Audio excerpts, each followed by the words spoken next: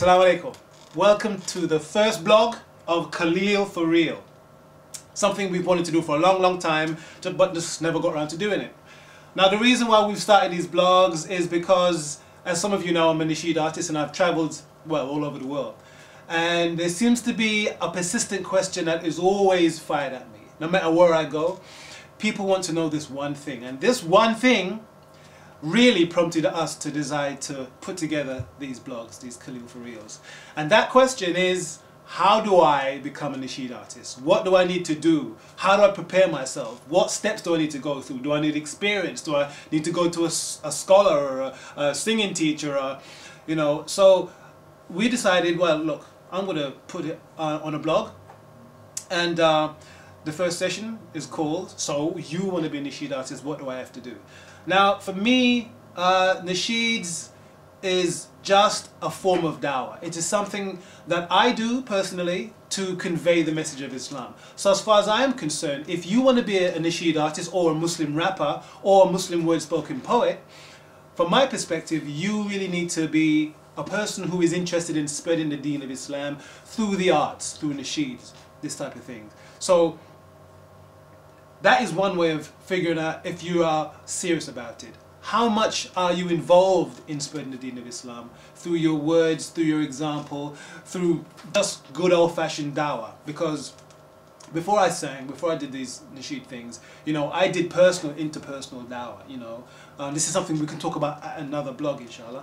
But it's something that, you know, I've always been interested in. Always, since the time I became a Muslim, I was interested in spreading Islam through art, through music, through poetry, through children's stories.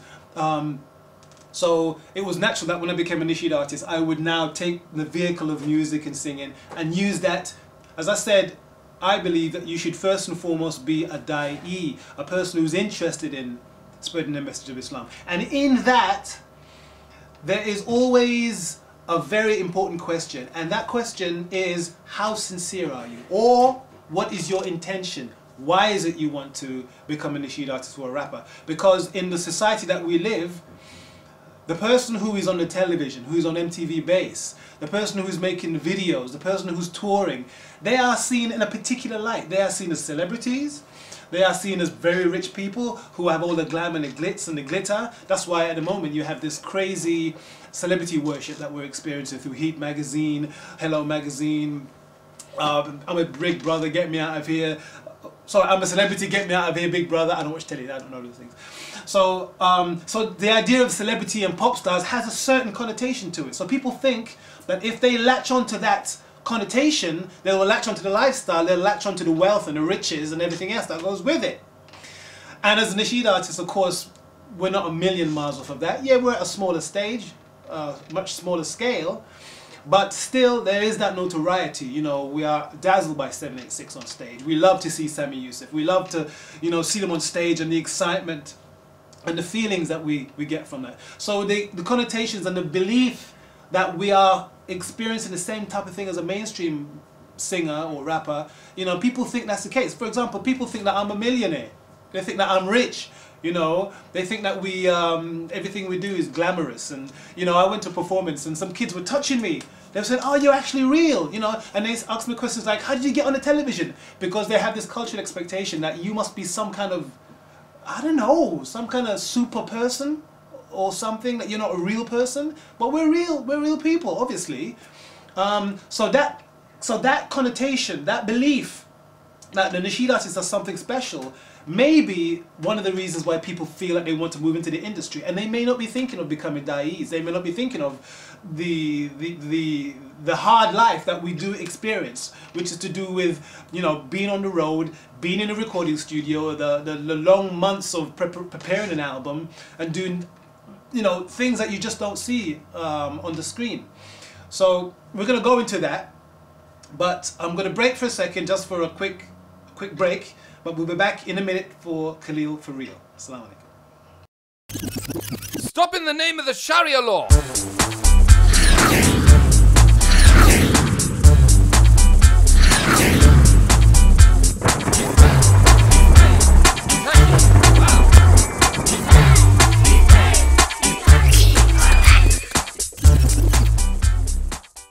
Assalamu alaikum. Welcome back to Khaleel for Real.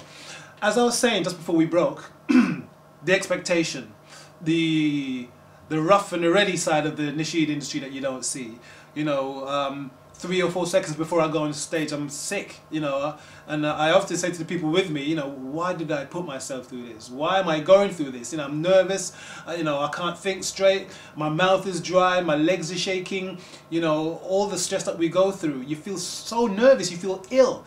You know, you don't see that. You don't see when we are on tour and we're sleeping on the coaches and we haven't eaten and we've stayed up till, you know, 3 p.m. the night before and has got 2 hours sleep and then are on the coach and then we have to go and perform and we have to smile. You don't see that. You don't see when we're flying to Chicago or we're flying to wherever. And again, we've hardly had any sleep.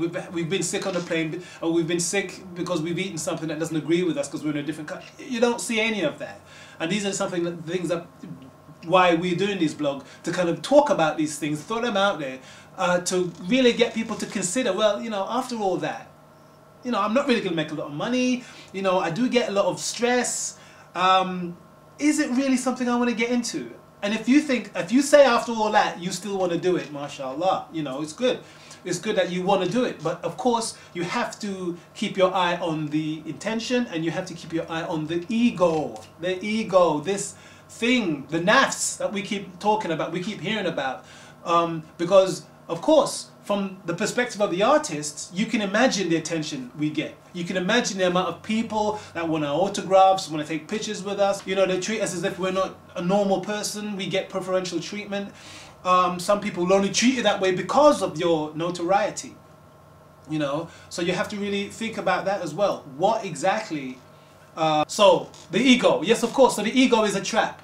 You know, you can become big-headed. You can begin to believe the hype that you're wonderful. You know, I read on a website somewhere saying that Khaleel Muhammad is the #1 nasheed artist in the UK. Great. But if I begin to believe that, then, you know, it's easy to fall into the self-delusion. It's easy to fall into a trap where you believe that you're so wonderful. You start saying to yourself, well, yes, of course they think I'm great. I am great. Yeah, I'm the man. You know, look what I do on stage. I've got great songs. I've got great following. I've got some wicked albums. I've got videos. I'm on YouTube. And slowly, before you even know it, the ego begins to take over and you begin to miss the intention, you miss the drive, you miss the purpose of why you're meant to be doing this thing, which is, as I said, to go back to the very beginning, is because you're supposed to be doing it to convey the message of Islam. You are acting as a pointer to something else. You're not pointing to yourself, you're pointing to Allah and His Messenger. And that can become confused if you begin to believe your own hype. So that's something that you have to really keep an eye on, the ego.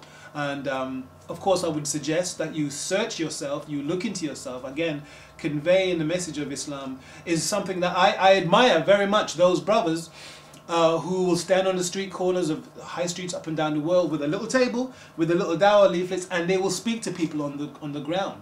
That kind of selflessness, that kind of dedication is really what it's about.